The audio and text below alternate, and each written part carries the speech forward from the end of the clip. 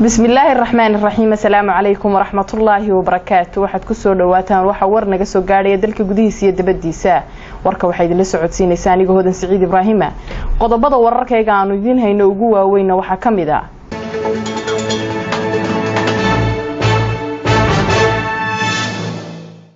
madaxweynaha dalka Soomaaliya oo safar shaqo ugu aanbabaxay boqortooyada Sacuudiga.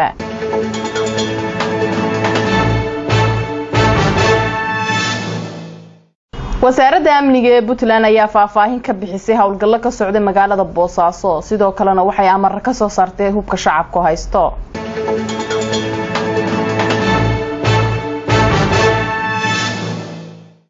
musharaxa xisbiga mucaaradka ah ee wadani ayaa lagu soo dhaweeyay degmada Wajaale ee gobolka Gabiley.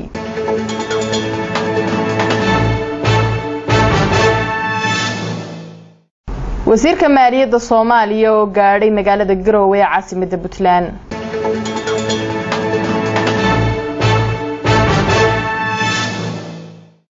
gudoomiyaha ururka haweenka qaranka oo ka warbixisay shir ay kaga qayb gashay dalka China.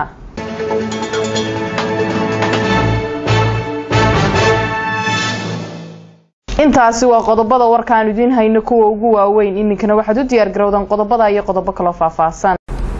madaxweynaha dawladda Soomaaliya oo safar shaqo ugu aanbabaxay dalka boqortooyada Sacuudiga. faahfaahin warkaasi ku saabsan waxa noo hayo wariyahayaga Sharmaarka Xuseen. safarkan wafdiga uu hogaaminay madaxweynaha Jamhuuriyadda Federaalka Soomaaliya ay saaka kaga aanbabaxeen madaarka diyaaradaha ee magaalada Muqdisho isla markaana ay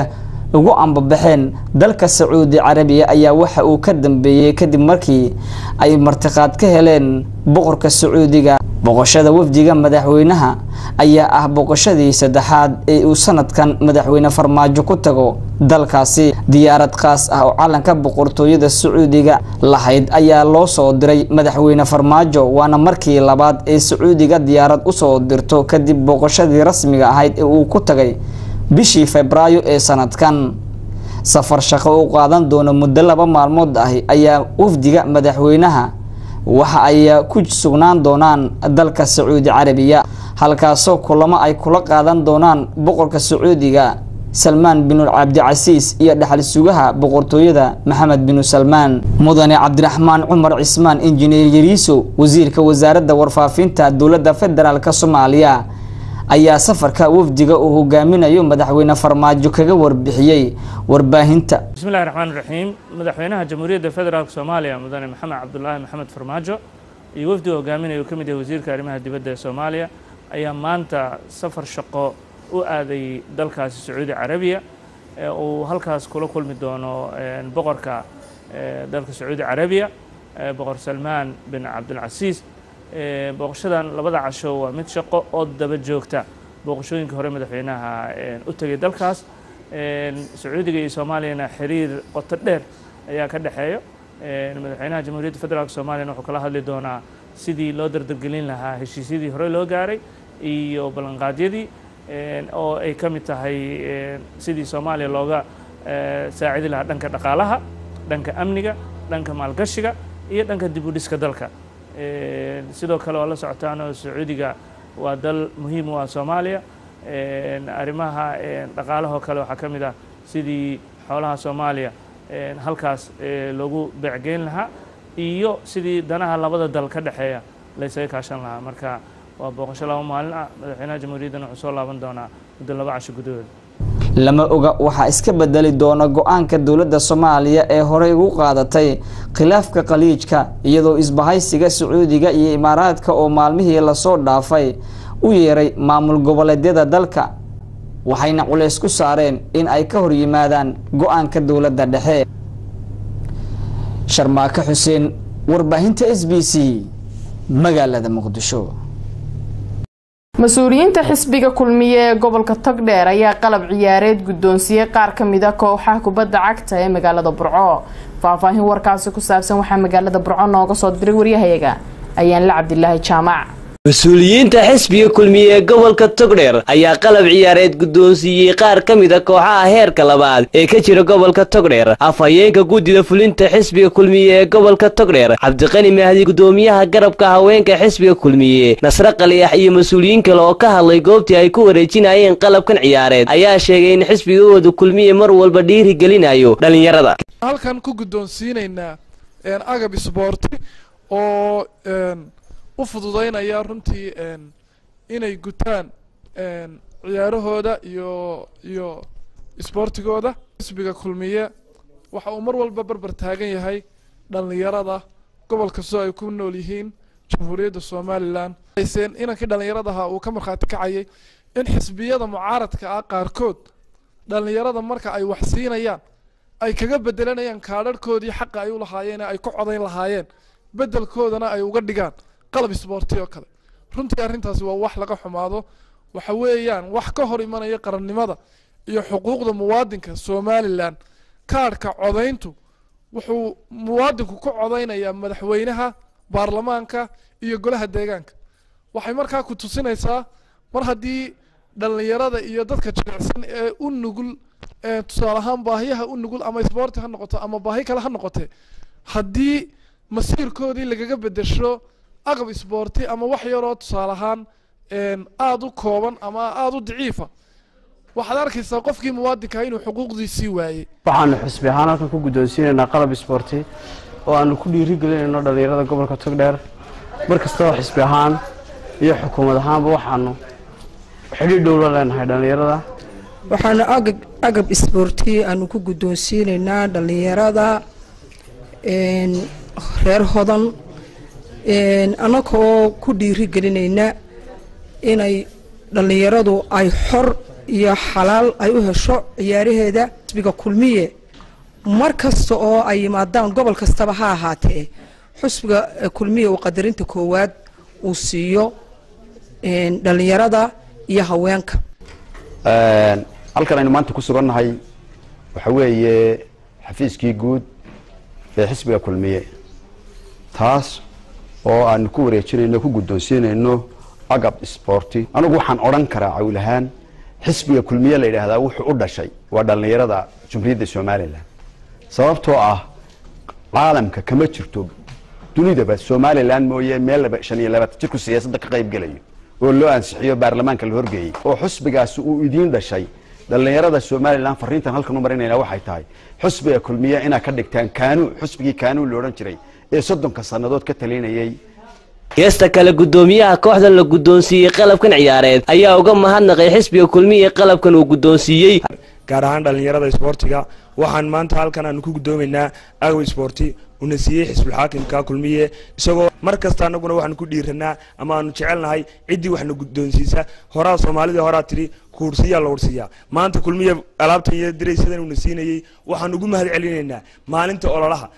waxaan ku codsaynaa Musabiix Cabdiye ku-xigeenkiisaba inaydan gobolka Togdheer aydan is odhan cod ka doonto codkiina meel buu idin yaala. Ayaanle Cabdulaahi Jaamac, telefishinka caalamiga SBC magaalada Burco. madaxweynaha Jubbaland Mudane Axmed Maxamed Islaam oo warbaahinta kula hadlay garoonka diyaaradaha kadib markii uu ka soo laabtay safar shaqo uu ku joogay maalmihii la soo dhaafay magaalada Doolow oo ka tirsan gobolka Gado, ayaa sheegay in khilaafka soo kala dhaxgalay madaxda maamul goboleedyada dalka iyo dawladda federaalka ee Soomaaliya si loo gudbo Jubbaland inay samayn doonto gobol nabadeed.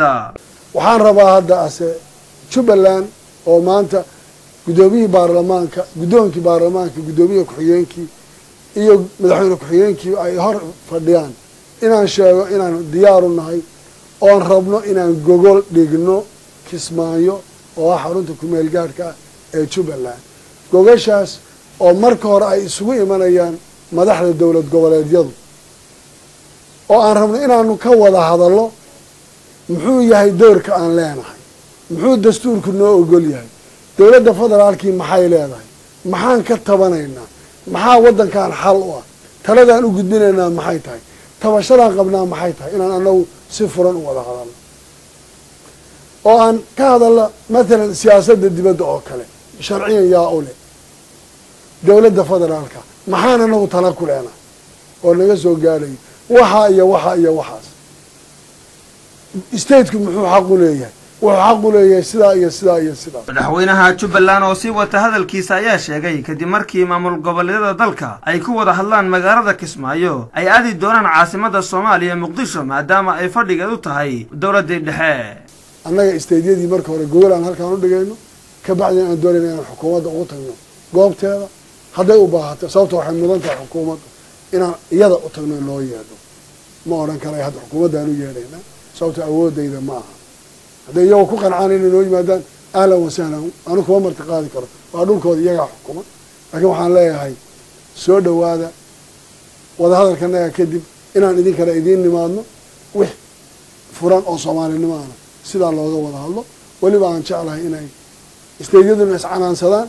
xukuumadduna iscanaansato. madaxweynaha Jubbaland Mudane Axmed Maxamed Islaam ayaa ugu dambeyn soo hadal qaaday in Soomaaliya xilligan aysan u baahnayn loolan siyaasadeed oo dhanka dibadda kaga yimaada dalka kaasoo khatar weyn gelin kara dalka curdanka ahi. ma doonayno inaan siraacyo kale oo dibadda ka jira oo dagaalo ah inaan annagu dhex gallo oon u noqono xudun ma doonayno annaga koritaan ku jiro yar dowladaha kalena waxaan rabaa inaan ka codsano Soomaaliya ha loo turo. Soomaaliya waxay taagan tahay maxay ahayd tallaabo barad haddii markaa ay noqoto in qof waliba isku tijaabiyo waxay ku tahay dhibaato laa qatar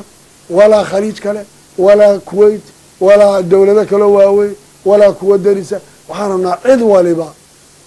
Soomaaliya inay u turto garato marxaladda shalay ku jirtay iyo maanta meesha ay taagan tahay. si kastaba ha noqotee maalmihii la soo dhaafay ayaa shacabka Soomaaliyeed rajo xumo xooggan ay ka muujiyeen dowladnimada Soomaaliya kadib markii uu soo shacbahay khilaaf ballaaran oo u dhaxeeya qaybo ka mid ah maamul goboleedyada dalka iyo dowladda dhexe ee Soomaaliya. Maxamed Sahal Cumar Maxamed Gacmo Dheere idaacatu wa telefisyon SBC magaalada Kismaayo. mas-uuliyiin xilalka haysay xisbiga u ciid ayaa sheegay inay iska casileen xisbigaasi sidoo kalena waxay u diga rogteen xisbiga mucaaradka ah ee wadani. qodob wareedkaas waxaa faahfaahintiisa magaalada Hargeysa noogu diyaariyay waryahayaga Maxamed Faarax Coomaade. siyaasiyiintani oo shir jaraa'id ku qabtay gudaha magaalada Hargeysa ayaa waxa ay sheegeen inay ka baxeen iskana casileen xisbiga mucaaradka ah ee u ciid oo ay xilal ka hayeen waxaanay sidoo kale sheegeen inay ku biireen xisbiga kale ee mucaaradka ah ee wadani.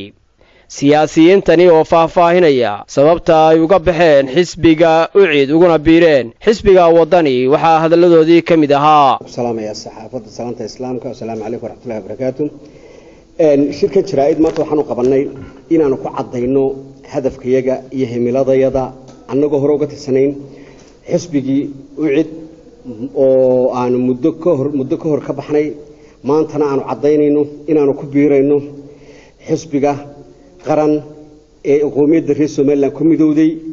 ee ay ka dhex muuqato isbeddelka dhabta ah ee aanu u aragnay inuu dalkan iyo dadkan badbaado u yahay aanu u aragnay inuu dalkan iyo dadkan dan u yahay aanu u aragnay dalkan iyo dadkan inuu dantooda dabaqabateynayo jiritaankoodii aayahoodii noloshooda ku talnayo xisbigaas oo ah xisbiga wadani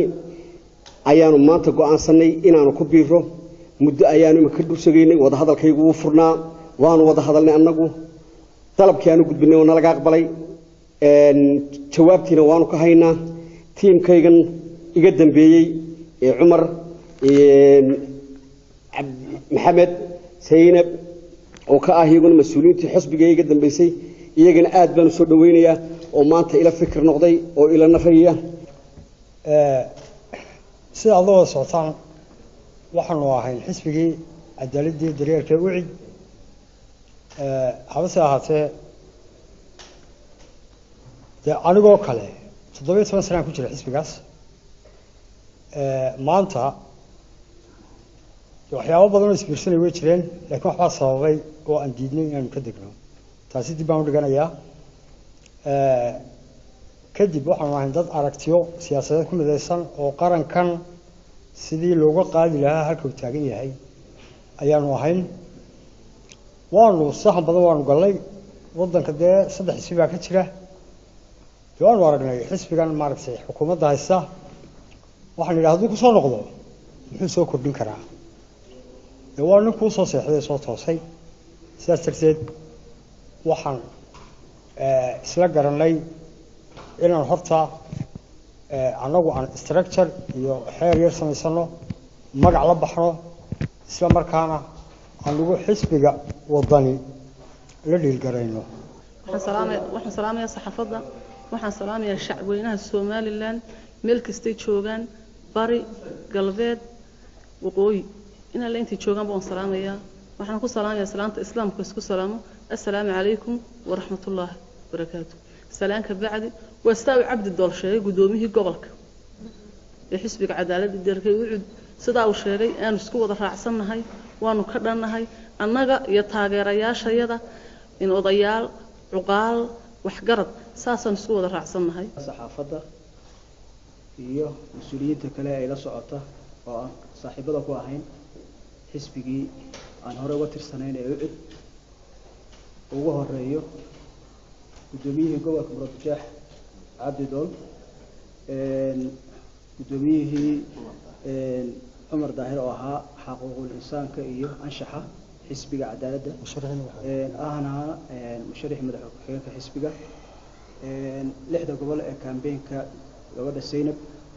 يحمناها كلون رسو على أب ياد يدنا أو سلامة يا وحكرا لك سلام وقدر يا شعبنا رئيس سومالي لان وردتي هويني مالين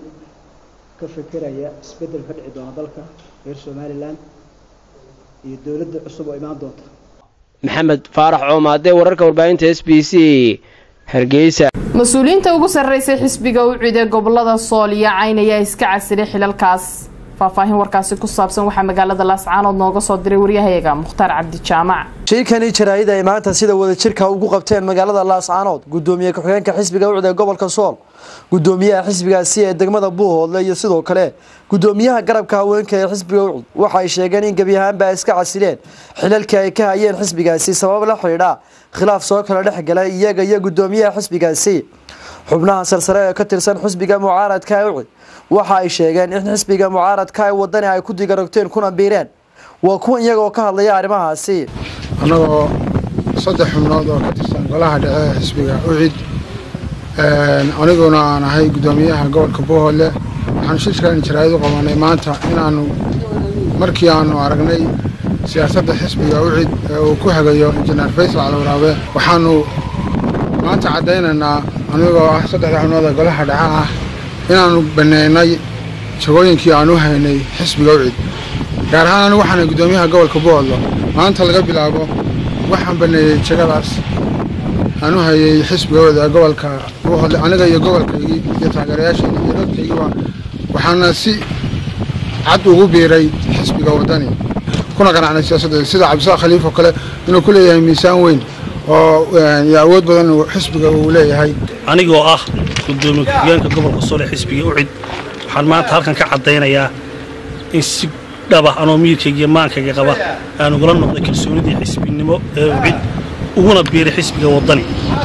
تاسو aan u soobeynay laba qodob qodobka koowaad gudoomiyaha Faysal injineer Faysal Cali oo aysan nooga muuqanin marnaba xanaan siyaasadeed nama leeka arrinkaasi qodobka labaadna wuxuu ahaa qodobkii uu Cabdisaaqba hore u sheegay xubnihii golaha dhexe wadad suuq laga soo ururiyay taasina waxay noqotay mid aan aad u isku cuskanno waxaanu markaa soobeynay inaanu xisbiga go'aan anigu shakhsi ahaan Maxamuud Cabdi ahaan aan ka gaaray inaan xisbiga wadani oo runtii cadcad oo aan taageero fara badan aan wadano aan la gali doono wadani dadkeeda aan aragnay kalsooni aan ku qabnaa taageeraha iyaga iyo support gareynteedana waanu la galanaa maanta ay bisho tahay 26 waxa weeye anigoo caqligayga qaba miyirkayga qaba maankayga qaba ahaana gudoomiyaha garabka haweenka ee gobolka Sool ahaana xubin golaha dhexe ee xisbiga ucid baa waxaan iska casilay waxaanuna iska casilay sababa awgood marka anagoo caqligayaga iyo miyirkayaga maankayga qaba waan iska casilay saddexdeeda xubnood ugu siyaasaysanaa xisbiga ucidna ahaa macnahana kala ahaa waxaanuna ku biirnay xisbiga wadani sababaha ugu biirnayna nin walba wuu iska garanayaa Cabdiraxmaan Ciro waa muwaadin dhaba waa nin ilaahay yaqaan mujaahid ma aha waa nin muslina waa nin gobolada Soomaaliland oo dhan isku wadi kara iscasilaadda xubnaha sare ee ka tirsan xisbiga mucaaradka ucid ayaa ku soo beegmaysa xilli xisbiga mucaaradka ucid oo musharax madaxweyne ku-xigeen u doortay siyaasi ka soo jeeda gobolada Sool Sanaag iyo Cayn Mukhtaar Cabdi Jaamac wararka warbaahinta SBC Laascaanood shir loogaga hadlayay horumarinta magaalada Garowe ayaa ka furmay xarunta cilmi baadhista ee magaalada Garowe. Faahfaahin warkaasi ku saabsan waxa magaalada Garowe nooga soo diray wariyahayaga Cabdinaasir Soofeysane. shirkan oo socon doona muddo 3 cisho ayaa looga arinsanayay horumarinta istiraatiijiyadda magaalada Garowe ee xarunta Puntland waxaana qabsoomidiisa iska kaashaday maamulka dawladda hoose, wasaaradda howlaha guud iyo hay'adda UN Habitat. waxaana ka soo qayb galay duqa caasimadda gudoomiyaha gobolka madaxweynihii hore ee Puntland Cabdiraxmaan Froole, Suldaan Siciid Maxamed Garaase, Islaan Ciise, Islaan Maxamed, Islaan Muuse, nabadoonno iyo marti sharaf kale. Islaan Ciise iyo Suldaan Siciid Maxamed Garaase oo kamid ah isimada ugu sareeya salaadiinta dhaqanka gobolka Nugaal isla markaana madasha kulanka ka hadlay ayaa ku baaqay in xaq ku haboon la siiyo caasimadda Puntland bacdama ay muraayad u tahay deegaanka intiisa kale. meeshaan aynu maanta joogno iyo gobashaani waxa ay taallaa caasimaddii Puntland oo wax dadka u dhaxaysa in marka wanaageeda ay mudan tahay la raadiyo qof kasta oo wax garanaya wuxuu doonaaba ha sheegtee waa laga maarmaa. iyadoo si qoto dheer loo falanqeeyay carabkana lagu wada dhuftay in dhibaatada ugu weyn ay tahay dhulalka lagu habsanaya magaalada ayaa madaxweynihii hore ee Puntland Senator Cabdiraxmaan Sheekh Maxamed Maxamuud Froole wuxuu cod dheer ku gudbiyay in cidina aysan gaar u sheegan karin Garowe isla markaana muhiimad gaar ah ay tahay in horumarkeeda laga wada qayb qaato. meesha dadku dhan bay soo guurayaan waxyaalo badan baa laga rabaa qorshaha in lagu daro magaalada madaxda tahay ciidamada magaalada dadku ka dhaxaysta nin walba gurigiisu leeyahay taas waa in la fahmo baadiyahaas iyo daaqaas iyo ceelasha iyo wixii u dhow yahay baadiyaha hadda waa kala sheegay. agaasimaha wasaaradda howlaha guud Cabdulqaadir Sheekh Maxamuud ayaa dhankiisa sheegay in laga maarmaan ay tahay go'aano waxgal ah in laga soo saaro shirkan. dhanka kale duqa caasimadda Xasan Maxamed Ciise Goodir ayaa carabka ku adkeeyay in dhulalka la iska ooto danguud loo bedeli doono isla markaana golaha deegaanku ay soo saareen sharciyo kale qeexa iyo dhulalka ku haboon deegaan in laga sameeysto iyo dhulalka daaqsinka ku haboon. caasimadda sida aan ka dhigno iyo steebiska aan qaadno iyo waxa aan ka qabanno ayaa gobollada kale iyo degmooyinka kale iyo kullu ayna kaga dayanayaan. sida laga warhayo kalfadhigii noogu dambeeyay hadda golaha deegaanka degmada Garowe go'aamadii ka soo baxay waxaa ka mid ahaa la kala xareeyo oo la kala calaamadiyo dhulka magaalada ku fidayso 15 sano ilaa 20 sano soo socota iyo dhulka kale oo loo aqoonsado daaqsi. mas-uuliyiintii iyo waxgaradkii madashan ka soo qayb galay isla markaana kelmadaha ku lahaa ayaa waxa ay isla garteen in dhibaato aan indhaha laga qarsan karin ay tahay dhulalka magaalada inta badan la isku haysto iyo goobaha la iska xirmaysto. waxayna sheegeen arrintaas oo aan wax laga qaban in aysan muuqan in laga fakaro horumarinta magaaladan. Maxamuud Soofeysane, wararka warbaahinta SBC, magaalada Garowe. wasaaradda amniga ee Puntland ayaa faahfaahin ka bixisay howlgallo ka socday magaalada Boosaaso sidoo kalena waxay amar ka soo saartay hubka shacabku haysto. faahfaahin warkaasi ku saabsan waxa noo haya wariyahayaga Cabdiqani Boos. wasiirka wasaaradda amniga Puntland Axmed Cabdilaahi Yuusuf Dawlad oo shir jiraad ku qabtay magaalada Boosaaso ee xarunta gobolka Bari ayaa faahfaahin ka bixiyay howlgallo ciidamada ammaanku ay ka wadaan magaalada Boosaaso kuwaas oo lagu baadigoobayo hubka aan sharciga ahayn ee shacabka ku dhaxaysto magaalada Boosaaso. goobaha ganacsiga iyo hay'adaha ayuu wasiirku ugu baaqay inay sharciyeystaan hubka ay hantidooda ku ilaashanayaan si loo helo buu yiri diiwaanka saxda ah ee hubka ka baxsan dawladda. in ayaamaha kan ay jiraan baaritaano lagu hayo muxuu ahaa magaalada taasoo aan rabno in laga nadiifiyo magaalada hubka aan sharciga ahayn dadka haysta hubka aan sharciga ahayn.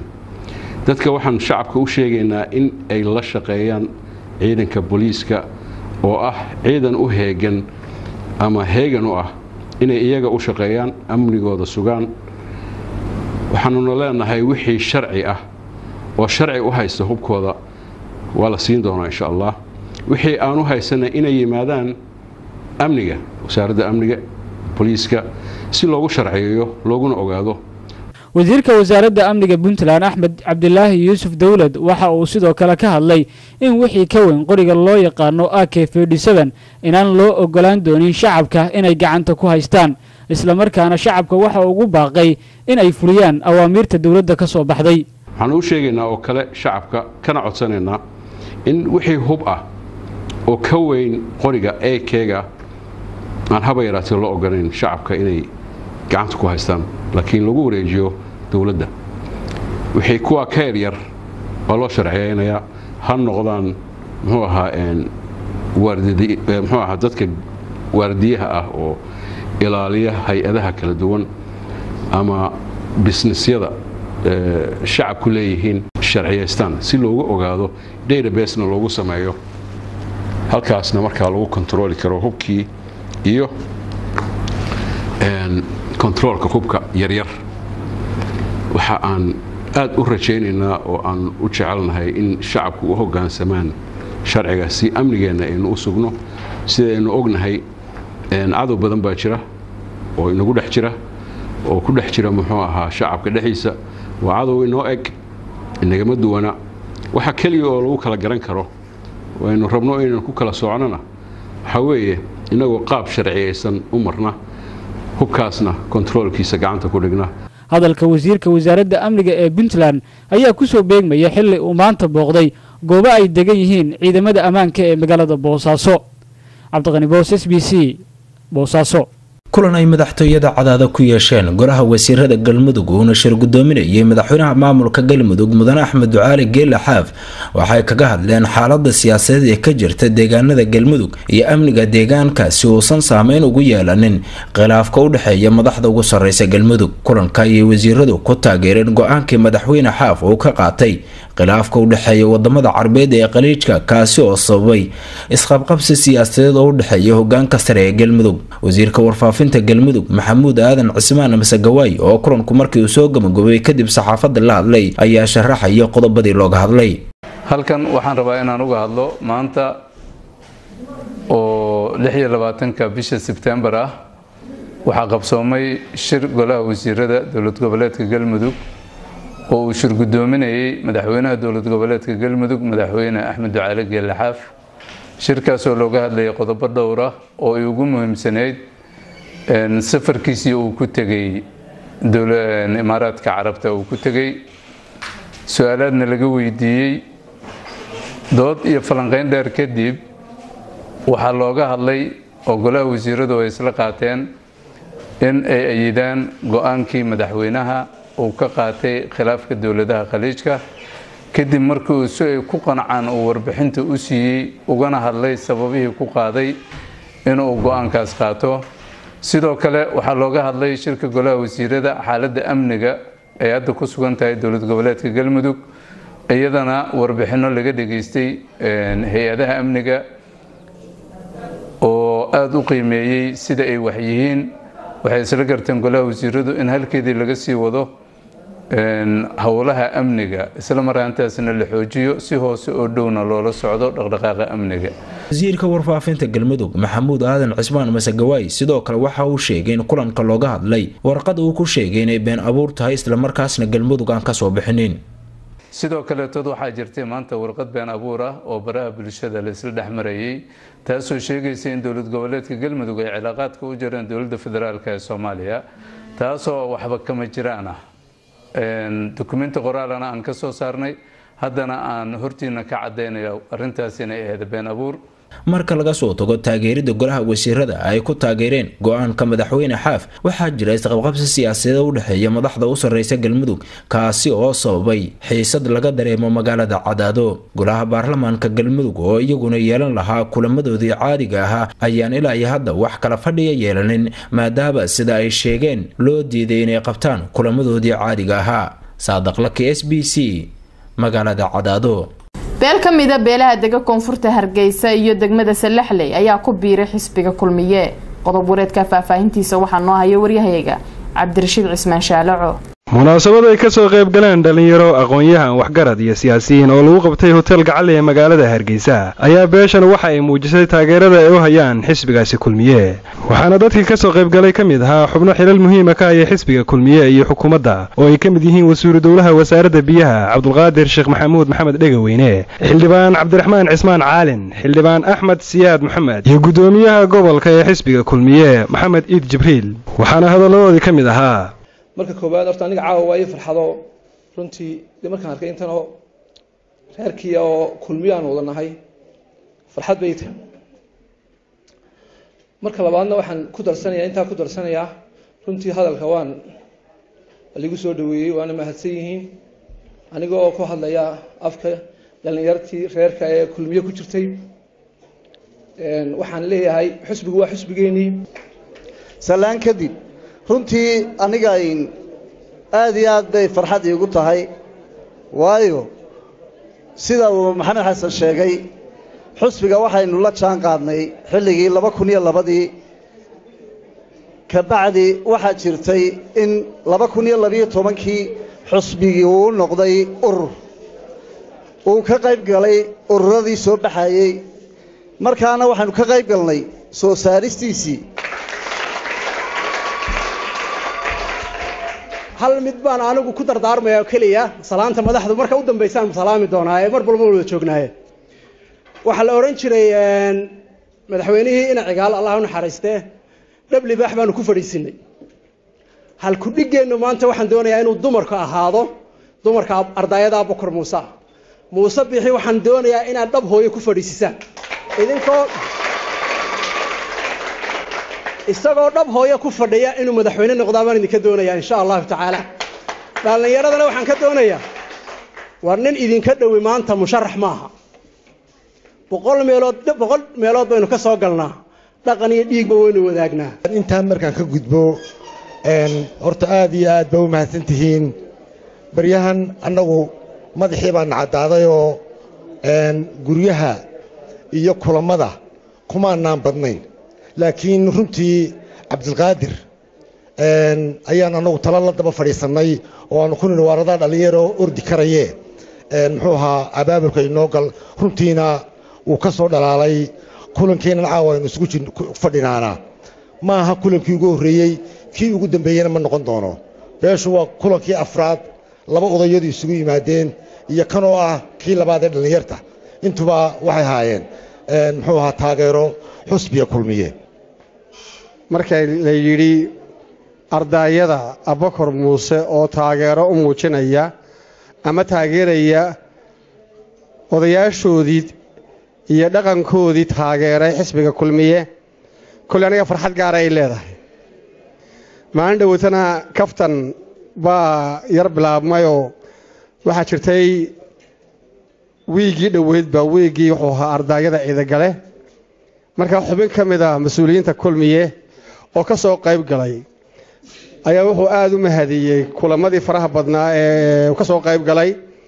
markaa uu igu soo halqabsaday wuxuu yidhi maxamedow waan arkayaayo ardayadii ciidagale inanka abtiga u hayeen aad bay u taageersan yihiin Dirishiid Cismaan Shaaloco wararka warbaahinta SBC Hargeysa hay'adda Save Children iyo Arsenal Foundation ayaa garoonka hirgeliyay kaamka Chilab ee magaalada Garowe faahfaahin warkaasi ku saabsan waxa magaalada Garowe nooga soo dirtay wariyahayaga Saacadiya Daahir Nuur garoon ay iska kaashadeen hirgelintiisa hay'adda Save Children iyo naadiga Arsenal Foundation iyo wasaaradda dhalinyarada iyo ciyaaraha Puntland ayaa laga hirgeliyay xaafadda Chilab ee caasimadda Garowe waxaana garoonkan ku ciyaari doona kooxaha degan kaamamka ku yaala magaalada Garowe iyadoo garoonkan uu noqonayo kii ugu horeeyay noociisa laga hirgeliyo xaafadda Chilab garoonka waxaa ka dhacday ciyaar gabagabo u ahay tartan soconayay muddo 8 maalmood oo ay ka qayb galeen 12 kooxood waxaana ciyaartu ay ahayd mid daahfur ahayd garoonkan cusub ciyaartan oo finaalka ay isugu soo bixeen kooxaha Ghana iyo xidigaha Shabeelle ayaa ugu dambeyntii waxay shala galab guusha raacday kooxda Ghana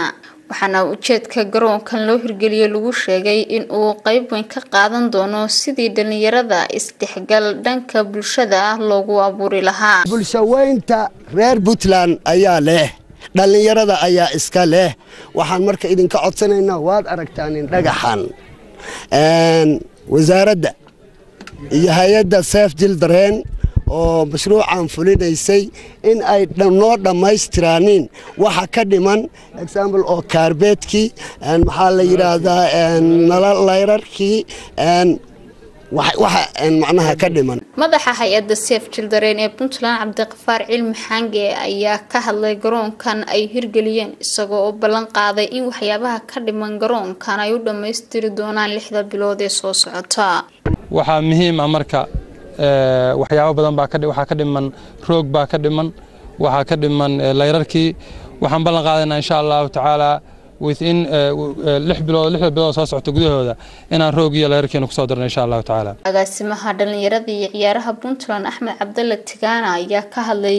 mas'uuliyadda garoonkan ka saaran wasaaradda dhalinyarada iyo ciyaaraha Puntland anaga wasaarad ahaan mas'uuliyadana saaran waxa weeye garoomadan in la ilaaliyo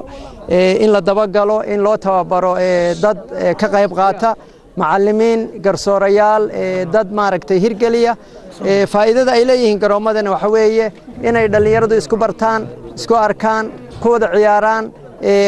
waqtiyadooda qaaliga ku qaataan intaasi kadib dhalinyaradii ka qayb gashay ciyaartaasi daafurka ahayd ee ka kala socday kooxaha xidigaha Shabeelle iyo Gaano ayaa aragtidooda ka dhiibtay ciyaartii dhexmartay maadaama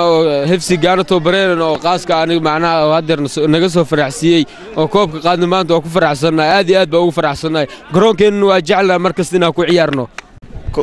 garoonkan waxa dhisay Arsenal saasay tahay waan ku faraxsanahay walaalahayga guusha ay qaadeen maanta waxaan ugu riyaaqayaa mar walbana inuu cadowgooda iyo kulay horumarka hadda iyo guusha hadda ay qaadeen inay mar walba guusha ay guul lamid ay keenaan garoonkan ayaa waxa uu qayb ka noqon doonaa waxyaabaha ay xirfadooda ku soo bandhigi doonaan dhalinyarada ku nool xaafadaha kaamamka ee magaalada Garowe iyagoo dhalinyaraduna sheegay inay aad ugu faraxsan yihiin in ay helaan garoon xaafadahooda ugu yaala Saadiyada Nuur warbaahinta SBC Garowe gudoomiyaha ururka haweenka qaranka oo ka warbixisay shir ay kaga qayb gashay dalka China qodob wareedka faahfaahintiisa waxaa noo haya wariyahayaga Haajir Cabdiqaadir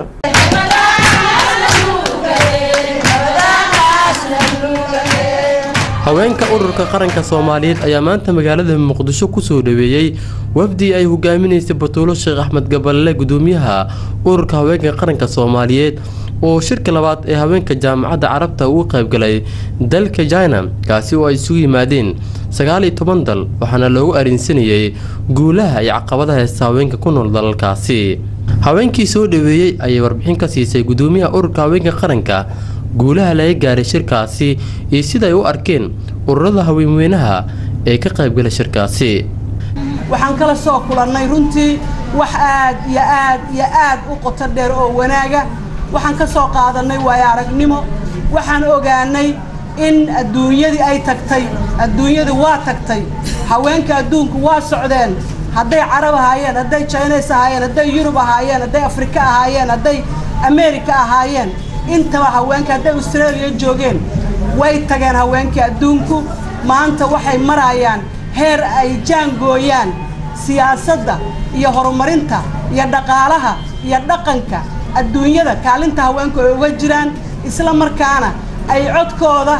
iyo aqligooda iyo aqoontooda ay ku metelaan ummadooda isla markaana ay ka qayb galaan go'aanada iyo talada dalkooda iyo midda caalamka waxaa halkaa lagu soo bandhigay warbixino aad iyo aad u cilmiyeysan oo ay soo jeediyeen dhammaan 19 wadan ee ka qayb gala shirka ururka haweenka qaranka Soomaaliyeed halkaa wuxuu ka soo jeediyay khudbad dheer oo ku taxalluqda taariikhda haweenka Soomaaliyeed ay ku leeyihiin ummadda Soomaaliyeed hadday gobonnimo tahay hadday qoys tahay hadday bulsho tahay iyo hadday qaran tahay waxaan kaloo la qaybsanay haweenka Carabta iyo haweenka Shiinaha dagaaladii sokeeye ee Soomaaliya ka dhacay haddaysan haweenka Soomaaliyeed ahaan lahayn in Soomaaliya ay dhammaan lahayd oo cidiba ay ka hari lahayd dhinaca kale Batuulo Sheekh Axmed Gaballe gudoomiyaha ururka haweenka qaranka ayaa u baaqday haweenka ku nool dalka in ay taageeraan dawladda isla markaana hal meel ugu soo wada jeestaan ciribtirka qabyaaladda iyo dadka doonaya in ay dumiyaan dawladda uu hogaamiyo Maxamed Cabdullaahi Farmaajo madaxweynaha Soomaaliya marka waxa loo baahay sharaf waa leena war sharaf aan leena war qiimo aan leena war dawlad baan nahay war dad jiraan nahay dib u dhac dambe kama baxno isbaara dambe kama baxno siyaasad xun dambe kama baxno waxaan u baahanahay dawladnimada war xataa hadday dawladnimadana xun tahay حتى هذا يحنتا وين الله يستاجنا أو قرب يستاجنا أو الله شقينا.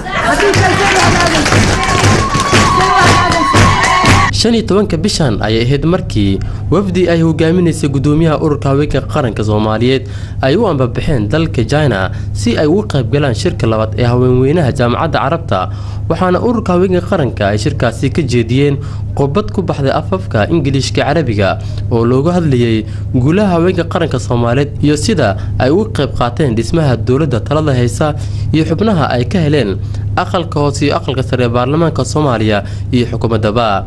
هاجر عبد القادر warbaahinta SBC Muqdisho